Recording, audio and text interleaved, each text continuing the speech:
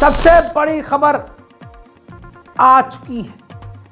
Hamas ने ऐलान किया है दोस्तों कि नेतन्याहू जंग रोकने के लिए मान गया है। अल्लाह अकबर। नेतन्याहू जंग खत्म करने के लिए गाजा में तैयार हो चुका है। हमास ने कहा है कि पूरी डील तैयार हो चुकी है और इतिहास में पहली बार नेतन्याहू जंग खत्म करने के लिए तैयार हैं। साथ में उन्होंने कहा कि अमेरिका के दबाव में और ट्रंप के दबाव में, खासकर डोनाल्ड ट्रंप जो हैं उनके दबाव में नेतन्याहू आ गए हैं और जंग रोकने के लिए तैयार हो गए हैं। हज़रात, खबर बिल्कुल पक्की लग रही है क्योंकि जो डोनाल्ड ट्रंप का मिडिल ईस्ट का जो एनवॉय है उससे मुलाकात नेतन्याहू ने पहले की। उनसे बातचीत करने के बाद इजराइल की एक डेलीगेशन कतर भेजी है हमास से बातचीत करने के लिए। उम्मीद है कि ये नरसंहार नेतन्याहू जल्द रुकवा देंगे और गाजा के लोगों को सुकून मिलेगा। शर्तें अब जो भी हों वो बात की बात है, लेकिन कई सारे स्टेप में ये सीज फायर होगा, जंगबंदी होगी और आखिरी स्टेप तक गाजा के फिलाडेल्फी कॉरिडोर तक इजराइल चेक पॉइंट बनाकर रहेगा। यानी जब तक पूरी तरह से डील नहीं हो जाती और डील के सारे स्टेप्स पूरे नहीं हो जाते, इजराइल कॉरिडोर पर गाजा और इजिप्ट के बॉर्डर पर रहेगा। रिपोर्ट के अनुसार कहा जा रहा है कि 90% गाजा यानी हमास और इजराइल के बीच डील पूरी हो चुकी है, बस 10% बाकी है। पिछले 24 घंटों में इजराइल के 4 और सैनिक वासिले जहन्नम हो गए हैं और लगभग 50 से ज़्यादा इजराइल के सैनिक घायल भी हो गए हैं। अब आपको बता दूं कि नेतन्याहू पर प्रेशर ये भी है क्योंकि ये जंग उसको काफ़ी महंगी पड़ी है। लेबनान और सीरिया में घुसने के बाद ये जंग उसको लगभग 67 बिलियन डॉलर का यानी 67 बिलियन डॉलर का खर्चा आ गया है इस जंग का। और इजराइल पहले से ही गरीबी की तरफ जा रहा है, जिसकी वजह से अब डोनाल्ड ट्रंप के आने के बाद और भी प्रेशर में, गरीबी का प्रेशर, बेरोजगारी का प्रेशर, अपने लोगों का प्रेशर और अब ट्रंप का प्रेशर नेतन्याहू पे हो रहा है। जैसा मैंने आपसे कहा कि अपने लोगों का भी प्रेशर है। जो इजराइल है उसके अंदर नेतन्याहू के खिलाफ प्रदर्शन और तेज हो गए, जिसको देखकर नेतन्याहू सकते में पड़ गया है।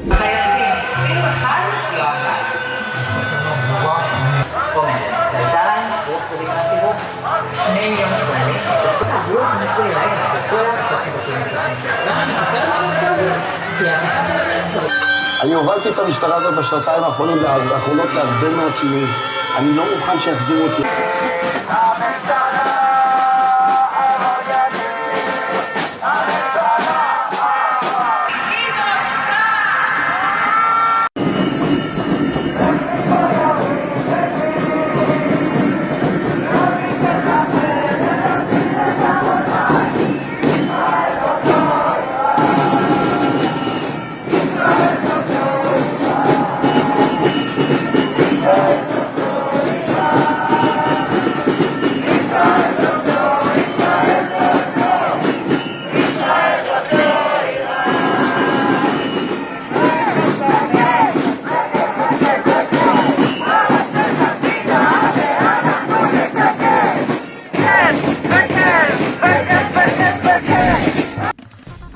दोस्तों, आपने तस्वीर देखी। अब इस तस्वीर के बाद आप समझ सकते हैं नेतन्याहू को कौन ही सपोर्ट कर रहा होगा।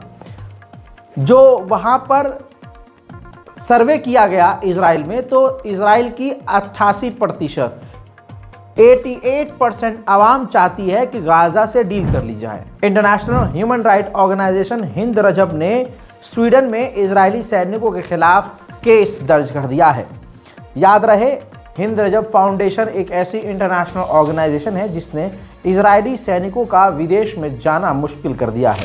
हजरात, बता दूं कि इजराइल, बरतानिया और अमेरिका ने मिलकर हुथीस पर हमला किया था, यमन पर हमला किया था। मैंने ये जानकारी दी थी, हालांकि आप सभी लोगों ने वो खबर नहीं देखी, लेकिन उस हमले के बाद इजराइल ही डरा हुआ है। इजराइल की सेना पूरी तरह से रेड अलर्ट पर है। अमेरिका के एयर डिफेंस सिस्टम उसने तैनात किए हुए हैं। इजराइल को डर है क्योंकि यानी हम तीनों ने मिलकर यमन पर हमला किया तो हुथीज इसका बदला हमसे यानी इजराइल से ज़रूर लेगा। इसी वजह से इजराइल पूरी तरह से रेड अलर्ट पर है। हजरात, एक इजरायली कपल का वीडियो हमास ने जारी किया था और दिखाया था कि किस तरह से उसके पास ये इजरायली कैदी कैद में हैं। जो लड़की थी उसको और उसके बच्चे को हमास ने रिहा कर दिया था, लेकिन पति को रिहा नहीं किया। अब महिला ने मांग की, वीडियो बनाकर हमास से रिक्वेस्ट किया कि आप मेरे पति को, मेरे हस्बैंड को भी रिलीज़ कर दीजिए, लेकिन उससे पहले ये सबूत दीजिए कि मेरे पति ज़िंदा हैं कि नहीं। इसके बाद हमास ने भी जवाब दिया। हमास ने प्रॉपर उनके पति का वीडियो बनाया और जारी किया और सबूत दिया कि ज़िंदा हैं आपके पति, लेकिन आप नेतन्याहू को बोलो कि वो जल्दी करें, टाइम बहुत कम है, क्योंकि डील नेतन्याहू डिले कर रहा है, हम नहीं। कमाल अदवान हॉस्पिटल के डायरेक्टर को इजराइल ने जेल में बंद किया और कोर्ट में पेश किया। और कोर्ट, वहां क्या ही कोर्ट और क्या ही कचहरी, वहां तो हरामीपने की सारी इंतहाएं पार हो चुकी हैं। कोर्ट ने कमाल अदवान के डायरेक्टर के जो जेल में रहने का जो सीमा है उसको बढ़ा दिया है, यानी और लंबे समय तक वो जेल में सड़ेंगे। जहां एक तरफ डील होने वाली है, देखिए मुझे तो जैसे ये होता है ना कुत्ते की दुम टेढ़ी है, वैसे ही मुझे पता है नेतन्याहू का दिमाग टेढ़ा है। ये क्या कहें, हराम का जना कहें या हराम का बच्चा कहें, कब पलटी मार ले नहीं पता।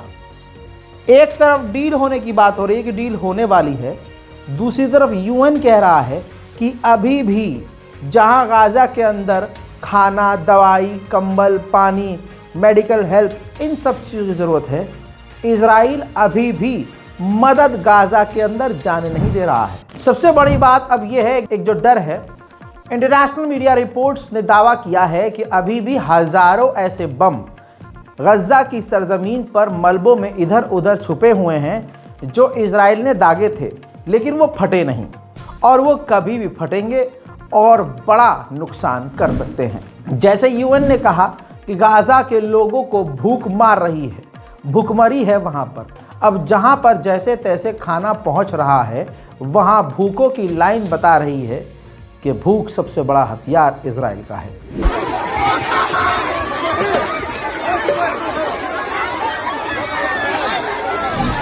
दोस्तों, यूरोमेड ह्यूमन राइट मॉनिटर, जो यूरोप की मेडिकल संस्था है, उसने मांग की है कि यूएन के अंदर जो सेक्सुअल वायलेंस वाली कैटेगरी है, डिपार्टमेंट है, उस डिपार्टमेंट में, यूएन के सेक्सुअल वायलेंस डिपार्टमेंट में इजराइल को ब्लैकलिस्ट कर दिया जाए, क्योंकि इजराइल ने सेक्सुअल वायलेंस किए हैं लेकिन वो जांच नहीं करने दे रहा है। उधर फिलिस्तीनियों के ऊपर जुल्म की इंतहा अलग ही है।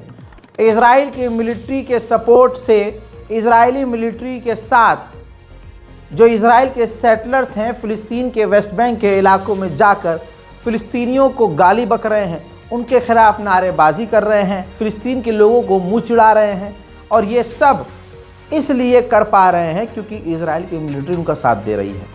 ऐसी तस्वीर देखेंगे जो आप, वो भारत में बीजेपी और बीजेपी का ये जो बल है, पुलिस बल, ये और बहुसंख्यक समाज आपको बिल्कुल ऐसे ही नज़र आएगा। और प्रताड़ित जो समाज है, जो मुस्लिम समाज, आपको एक भीड़ मुसलमानों के साथ ऐसा ही करती हुई नज़र आती है हिंदुस्तान में। ये देखिए, यहूदी इजराइल के मिलिट्री के समर्थन से फिलिस्तीनियों के साथ ये कर रहे हैं।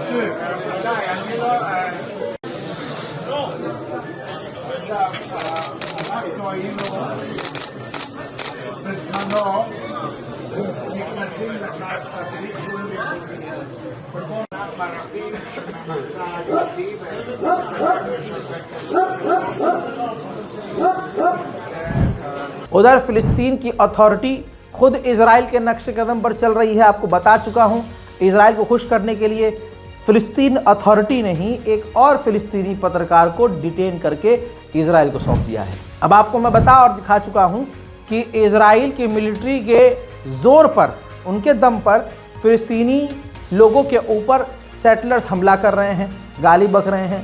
अब वीडियो आ गया है जिसमें इजराइल के सेटलर्स फिलिस्तीनियों के घरों मकानों पर हमला कर रहे हैं।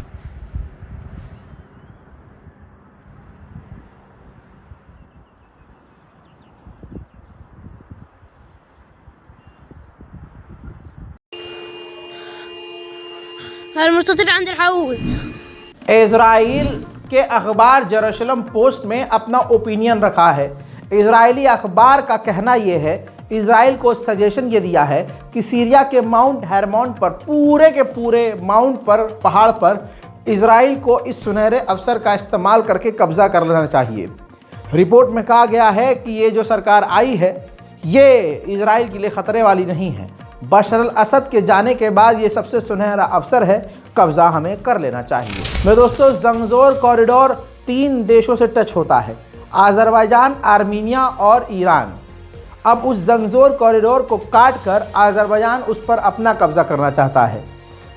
आज़रबाईजान की जंगजोर कॉरिडोर पर गतिविधि देखने के बाद ईरान तैयारी कर रहा है कि जंगजोर कॉरिडोर पर आज़रबाईजान के खिलाफ मिलिट्री तैनात करे। वहीं ईरान के आसमान के आसपास तस्वीर देख लीजिए एयर ट्रैफिक की। आसपास जो ईरान का हवाई एरिया है, अमेरिका के फाइटर जेट और ड्रोन वहां पर कई बार गश्त कर रहे हैं, लगातार चक्कर काट रहे हैं। हजरात, ईरान ने जानकारी दी है कि पर्शियन गुल्फ के लोगों को हमने गिरफ्तार किया है अपने मुल्क से, यानी अरब के कुछ लोगों को गिरफ्तार किया है हमने ईरान की सरजमीन से, जो वेस्टर्न देशों के लिए जासूसी कर रहे थे। ईरान ने एक बार फिर से धमकी दी है। ये देखिए, जनरल सलामी ने अपने उस अंडरग्राउंड मिसाइल सिटी से धमकी इजराइल को दी, जिस अंडरग्राउंड मिलिट्री बेस से नेवातम इजरायली बेस को उड़ा दिया था ईरान ने। हजरात, वहाँ से धमकी दी है ईरान के IRGC कमांडर ने कि दुश्मन को यह सीधा पैगाम है कि कोई भी गलती ना करे, ज़रा सी गलती उसके पूरे भविष्य को ख़राब कर सकती है। हमें कमज़ोर ना समझे, हम तुम्हारी हर चाल से पहले से ही वाकिफ़ हैं और हम तुमसे 2 कदम आगे ही चलेंगे। अमेरिका की एजेंसी CIA ने अब एक बार फिर से ईरान को क्लीन चिट दी और कहा कि हमने पूरी इन्वेस्टिगेशन करी और हमने जो जांच करी है उसमें हमने पाया है कि ईरान का ऐसा कोई इरादा नहीं है कि वो न्यूक्लियर हथियार बनाए। अब दोस्तों, जैसे भारत की राजधानी दिल्ली में पोल्यूशन है, वैसे ही ईरान, पूरे के पूरे ईरान में ख़तरनाक पोल्यूशन है। पोल्यूशन की तस्वीर ऐसा ही है जैसे भारत की राजधानी दिल्ली में आप देख रहे हैं। एयर पोल्यूशन की वजह से स्कूल, बैंक, गवर्नमेंट ऑफिस पूरी तरह से बंद कर दिए गए हैं। और एक और बड़ी खबर यह आ रही है कि ईरान अपने कैपिटल को बदलने वाला है। ईरान अपना जो राजधानी है, शहर है, उसको बदल भी सकता है, ऐसी खबरें आ रही हैं। खबर आ रही है कि ईरान अपने दूसरे शहर मरकरान को अपने देश की राजधानी घोषित कर सकता है। मेरे दोस्तों, मिडिल ईस्ट स्पेशल रिपोर्ट में फिलहाल के लिए इतना ही। चैनल को सब्सक्राइब कीजिए, अपनी राय कमेंट में लिखिए, रिपोर्ट को शेयर कीजिए। जय हिंद।